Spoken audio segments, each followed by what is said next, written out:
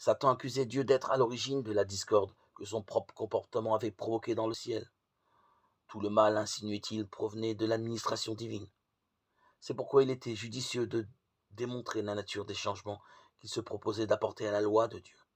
Il devait être condamné par ses propres œuvres. Il fallait que l'univers entier voie l'imposteur démasqué.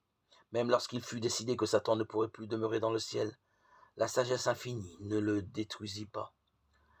L'allégeance des créatures de Dieu doit reposer sur la conviction de sa justice. Si Satan avait été anéanti, les habitants du ciel et ceux des autres mondes, n'étant pas prêts à comprendre les conséquences du péché, n'auraient pas pu se rendre compte de la justice et de la miséricorde de Dieu.